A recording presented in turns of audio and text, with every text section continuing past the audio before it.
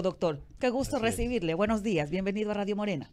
Gracias a ustedes por estar aquí y obviamente a su audiencia y también a Luchito, que ayer estábamos conversando, a Lucho Almeida. ¿Cómo no? Gracias. Bienvenido, doctor Francisco Andino. Vivimos un tiempo difícil. Primera lectura, un nuevo inicio de periodo escolar.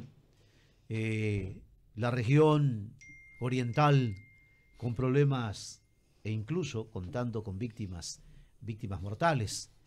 La sociedad ecuatoriana, usted es un hombre de mucha experiencia y no en vano se refresca la memoria haciendo notar ciertos cargos a nivel de orden público. Y con su experiencia como médico, y dijo mi compañera su especialidad, hay situaciones como la de los niños allá en el oriente, en esta zona muy, pero muy significativa para el erario nacional en el orden económico, pero con tantas carencias. ¿El por qué este tipo de situaciones en el país? Roberto, tú lo has dicho, ¿no? Decía un maestro mío, y bueno, yo siempre lo recuerdo en clase, que la enfermedad es igual a la pobreza y la pobreza es igual a la enfermedad. El primer elemento para salir de todo este problema es tener acceso. La inequidad que existe en los pueblos no te permite acceso a educarte, acceso a servicios básicos, acceso a servicios de salud, acceso a todo, a agua, acceso a la movilidad, que hoy por hoy en Guayaquil es terrible, 1 hora de viaje para venir acá. Y la ATM está más perdida, ¿no es cierto? Entonces, todo eso conlleva al retraso del desarrollo, porque desarrollo, uno tiene que decirlo, está basado en 3 ejes fundamentales. Salud, que protege la vida, porque sin salud no hay producción, no hay educación. Educación, que nos prepara para la vida, y obviamente la producción, que es empleo. Entonces, si no tenemos eso, nosotros carecemos de tantas cosas. Y claro, el sistema sanitario, que debería ser con tanto recurso, que obviamente no estamos cumpliendo la Constitución de la República, porque la Constitución del 2008 dice que debemos tener 4% del Producto Interno Bruto en salud. ¿Y qué significa? Que nos dan 3.200, 3.400 millones de dólares y se nos quedan y se nos embonan 1.500. Y encima el ministro anterior de Finanzas, el anterior, en diciembre, le quitó 1.000 millones de dólares a salud y 1.000 millones de dólares a educación. ¿A qué equivale eso? Equivale a que, no sé si era porque no tienen capacidad de comprometer y de ejecutar, o solamente por un hecho de cierre de caja. Entonces, lo que hace fundamentalmente, de acuerdo al criterio de otro ministro como es Fausto Ortiz, que el ministro actual debería reclamar por los 1.000 millones del año pasado, para poder inclusive mejorar en todas las condiciones que está. Bueno, él hereda todo un problema que comienza en el 2007, a la destrucción del sistema de salud. Pero le quiero yo agregar ahí, me permite su reflexión.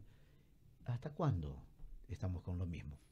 La optimización del uso de los recursos, incluso en el orden público, pero siguen escuchándose este tipo. Vea, el doctor, el médico, el ministro de Salud o alguien dijo allá en su reflexión, ¿no? A manera de pienso yo que la idea de él deben de tomar agua apta para el consumo humano.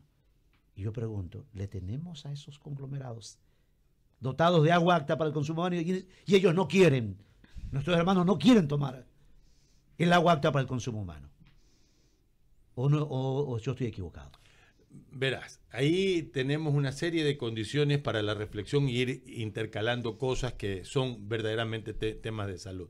La salud no se desarrolla en los hospitales, ni en el Ministerio de Salud Pública, ni en el IES. La salud se desarrolla comenzando en el individuo, con los cambios de estilo de vida. Somos el país del arroz con menestra y carne asada, y abunda la hipertensión y la diabetes, por ponerte el ejemplo. O nos gusta comer el tallarín con arroz, ¿no es cierto? Porque nos fascina el tema de los carbohidratos. Por ejemplo, no hacemos ejercicio, ¿verdad? Andamos precisamente deambulando y encima le hacemos al tabaco y al alcohol. Entonces, ¿qué tiene que ver eso en salud? Muchísimo.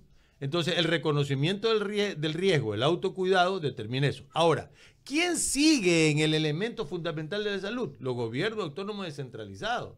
a la cual tendríamos que terminar con las prefecturas. El gobierno local. El gobierno local que está obligado a dar agua potable, alcantarillado, desecho de sólidos, vialidad, medio ambiente, movilización y una serie de condiciones para el desarrollo. Si tú inviertes 1.900 millones de dólares en agua potable, agua de consumo humano, eso se revierte en 10 años a 96.000 millones. Ese es un cálculo que se lo hizo hace 7 años por parte del Foro Permanente de la Salud. Tiene que actualizarte. No soy experto en econometría sanitaria, pero es necesario hacer proyecciones al respecto. Tiene que hacerlo el gobernante de turno. Correcto. Entonces, si tú coges los 2.200 millones de dólares de las prefecturas, que son una majadería, que duplican las funciones del gobierno autónomo descentralizado, alcaldía y juntas parroquiales, y le haces a la Constitución que se elijan los gobernadores y terminas las gobernaciones para el contacto del Estado grandote con el Estado chiquito, entonces vamos a comenzar a cambiar en salud y en otras cosas de desarrollo. Entonces, el agua potable también tiene otro problema. O sea, esa elección de gobernación que está pendiente en la Constitución, pero claro, que nunca se ha dado. No, pero es que está en la Constitución. Pero no hacemos, cuando nos conviene, andamos recordando la Constitución. A ver, pero el derecho humano al agua es fundamental, es irrenunciable. Hace un rato inclusive reflexionaba el economista Alberto Acosta sobre el artículo 12 de la Constitución.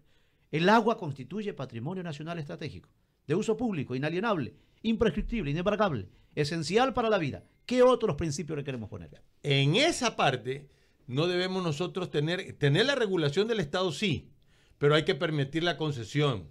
¿Por qué? Porque las concesiones que tenemos acá en la ciudad de Guayaquil, a través de una transnacional llamada Veolia, ¿no es cierto?, con Interagua, obviamente permitirá el desarrollo del acceso al agua siempre y cuando cambiemos la reforma de la tenencia del agua y la regulación del agua del Estado.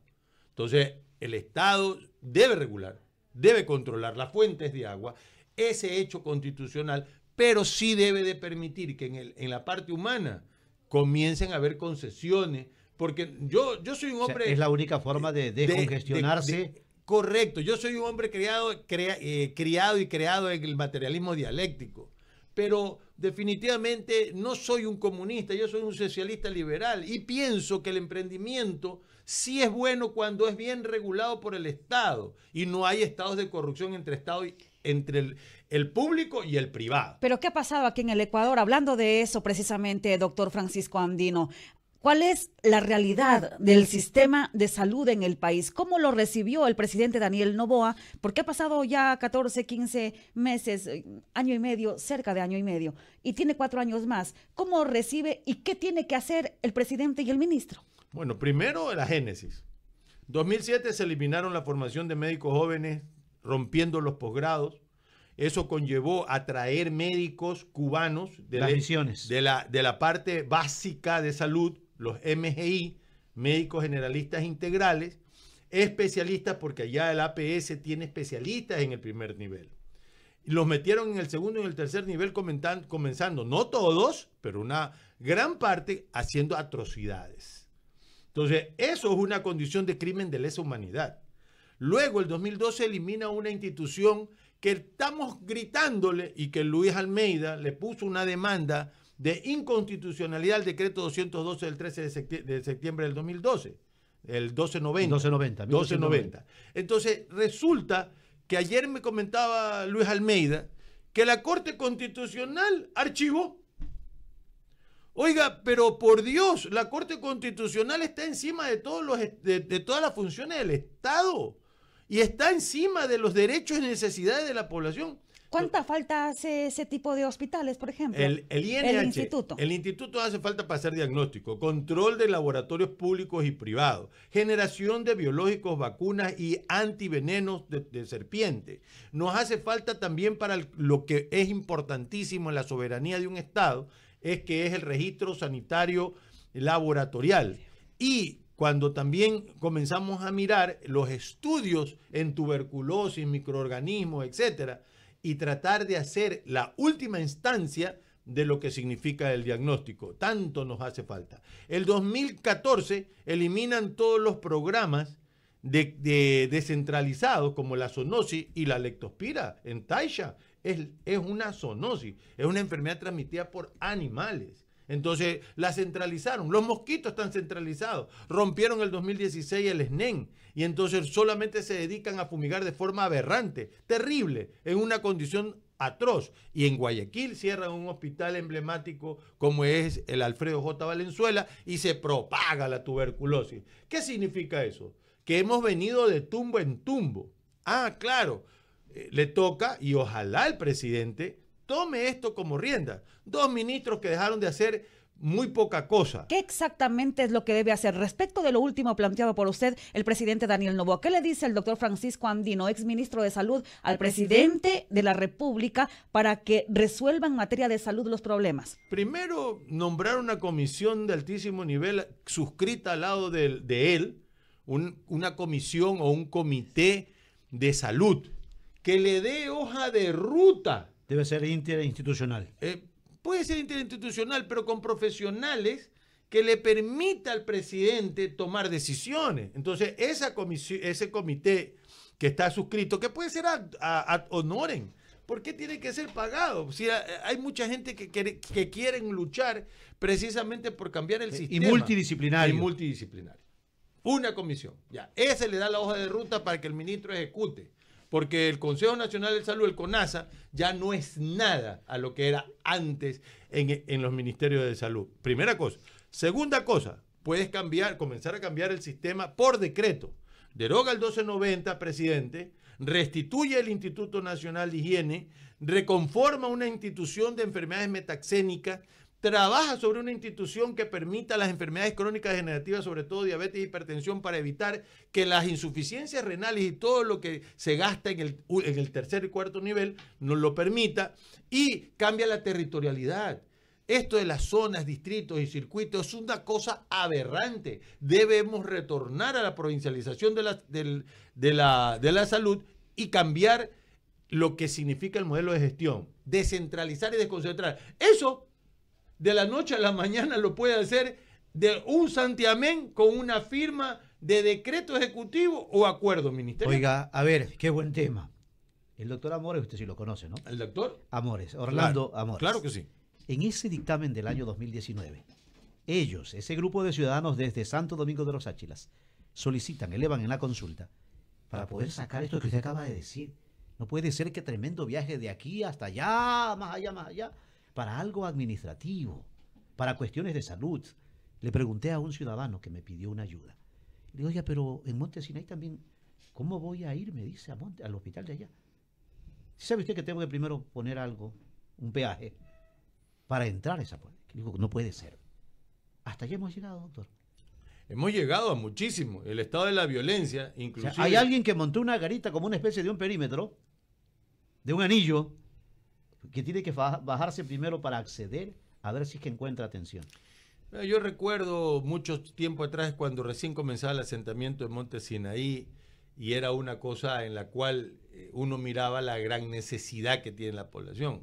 Inclusive en esos linderos de Guayaquil hay territorios de que no le pertenecen ni a la alcaldía de Guayaquil ni al gobierno nacional. Están prácticamente a su deriva, porque territorialmente no han sido suscritos. Están permeados por los agentes del mal que le digo. No, o sea, sí hay. Y las agencias del mal están ahí, pero eso ya tiene y corresponde a una estrategia de tratar de eliminar la violencia para que la gente que llega a trabajar y la gente que necesita suplirse allá, signifique que lo hagan con mucha tranquilidad. O sea, el código que se activa cada que hay una emergencia, ¿no también se puede articular permanentemente para proteger al ciudadano? Porque estamos arrinconando al ciudadano a que no vaya en busca de lo que la Constitución de la República le establece. Mira, yo el Código Plata lo reformaría, porque el Código Plata inclusive debe tener hospitales centinelas. Entonces, ¿cuáles son los hospitales centinelas que se deben de usar, fortaleciéndolo y robusteciéndolo? El naval, porque ahí hay una base naval. El militar, que es otro hospital, y el de la policía. Entonces, El problema es que no cumplimos con un sistema articulado de salud que sea un sistema público de salud, que el artículo 360 en el segundo inciso de la Constitución te dice, créase el sistema público de salud. Y nosotros hemos venido bregando, porque tenemos un plan inclusive para salud, en la que decimos, hay que articular el sistema de salud en las 4 más grandes subsistemas. MSP, que no debe ser proveedor, debe ser rector, evaluador y controlador. No debe ser proveedor. No debe ser que sacarle las garras. De salud. El IES, que debe fortalecerse con un sistema primario de salud, donde nosotros calculamos 1.700, 1.750 unidades, cogiendo los anexos públicos y privados, la seguridad, el seguro social campesino, y las 48 unidades del IES en una sola para hacer un primer nivel de atención óptimo, que es lo que nosotros necesitamos. El ISPA y el ISPOL. Las 4 deben de tener una sola historia clínica única, que debe de ser el número de cédula. ¿Para qué está la tecnología? ¿Para qué se hace? Eso. La Big Data. Entonces, cuando tengamos nosotros un servicio de salud rompiendo la ley, Roberto, que tú sí lo conoces, la perversa ley de contratación pública que no permite contratar, no es ley de contratación pública, es ley de coimas públicas, donde la Contraloría inclusive empeora la gestión teniendo 300 resoluciones, y me gustaría que los medios de comunicación revisen las 300 recomendaciones de cumplimiento obligatorio que la Contraloría establece. Tú eres abogado, si tienes ley y tienes reglamento, ¿para qué el cumplimiento obligatorio? ¿Para qué las recomendaciones de cumplimiento obligatorio? Eso lo hicieron con mañosería. A ver, todo reglamento que está fuera de los principios que recoge la norma carece de eficacia jurídica. Pero lo hacen eficaz. No sé cómo y bajo especie de esquema de Mandrake, y con no sé bajo qué fórmula mágica, crean condiciones para estancar y postergar. Total. Entonces, y la superintendencia de compañía, que no vigila cuántas compañías son de papel, son de garaje, y la de poder de mercado. Entonces, tienes que, para poder proveer, romper. Ahora, ¿por qué en el Congreso Nacional tratan de todo? De todo tratan. Tratan sobre la transexualidad, tratan sobre el aborto, tratan de esto.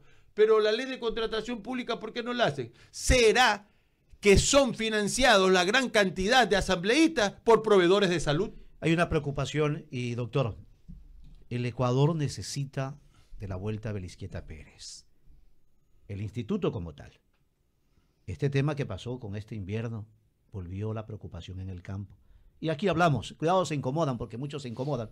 Aquí hablamos de los hermanos más necesitados, pero también nos damos cuenta de que el acceso, el derecho a la salud, es un derecho de todos los ciudadanos, que se atienda.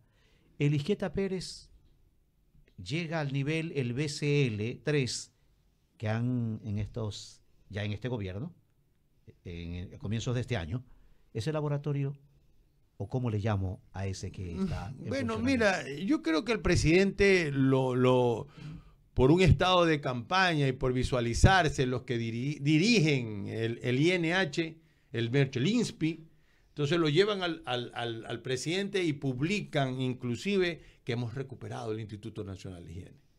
Y lo único que hicieron fue inaugurar un laboratorio de nivel 3, es decir, de bioseguridad. Pero, ¿y las restantes funciones del INH?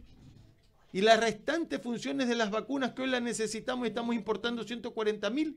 Porque nos hacen falta para cubrir el tema de la tosferina, que es una de las condiciones reales, y también de la fiebre amarilla, y nos está costando el alma comprar antivenenos para la mordedura de serpiente, que la producíamos a 12 a 13 dólares, y que ahora las compramos a casi 300 dólares, y teniendo que utilizar doble o 3 dosis, porque no son nuestras especies. El decreto al que hicimos alusión hace un rato, que preguntaba mi compañera, el 1290, ¿qué o quiénes o qué fuerzas extrañas hacen que se mantenga en vigencia? Gobierno, después de la declaratoria, después de lo que hizo, esto se dio en el gobierno del economista Rafael Correa Delgado. Ahora inclusive hay hasta algo, parece que usted me dijo que ha recibido ya el abogado Almeida, Luis Almeida Morán, director de esta estación, presentó ante la Corte Parece que han archivado. Sí, él lo me comentó el día de ayer. Me dice que ni siquiera lo han comunicado, sino que él revisando archivan este hecho en contra del beneficio y el bien común de la comunidad. Entonces, ¿qué nos dejan en nosotros? En bandeleta. Entonces necesita lo que se hace en derecho, se suprime en derecho.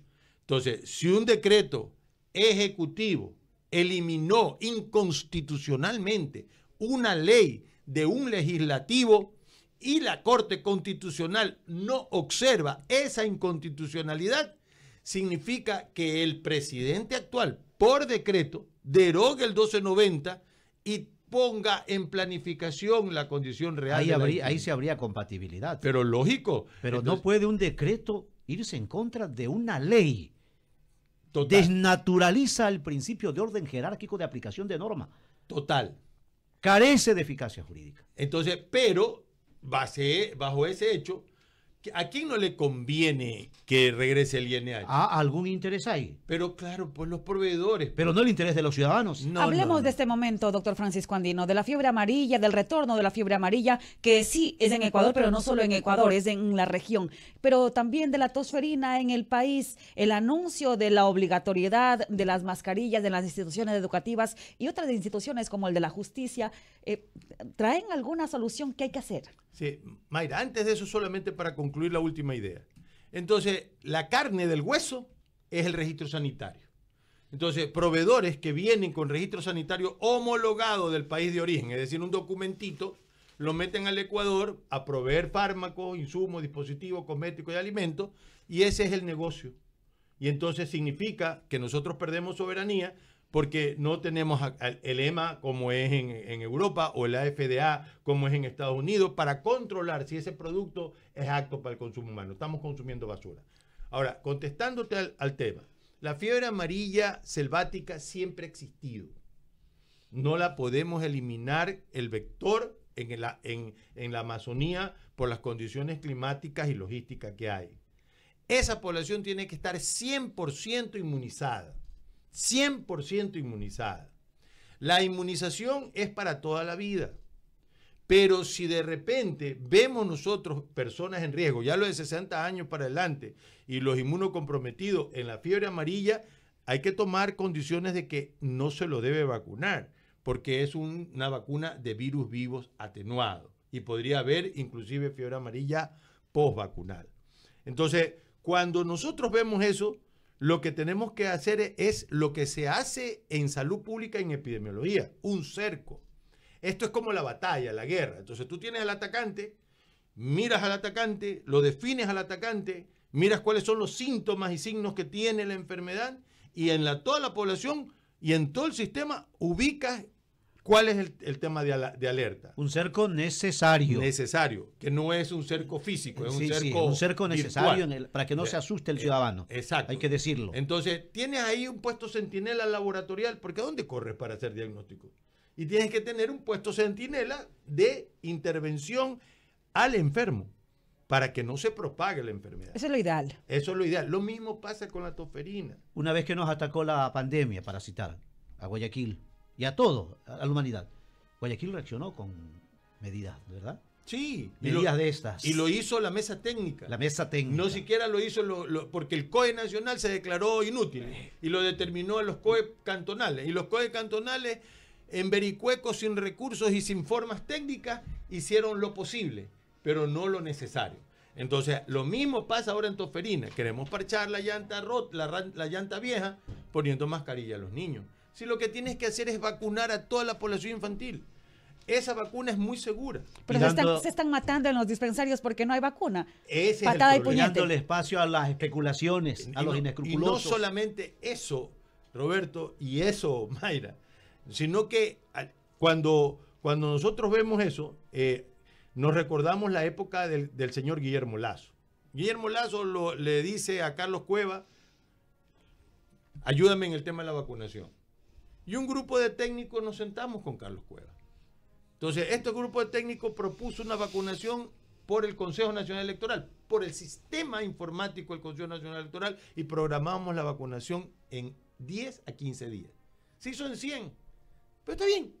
logró el objetivo. Nosotros lo tenemos publicado inclusive en una revista. Ahí hay Impacto. un precedente. Ya. Ahora, los infantes que están en las escuelas, tienen que ir las brigadas de salud a las escuelas.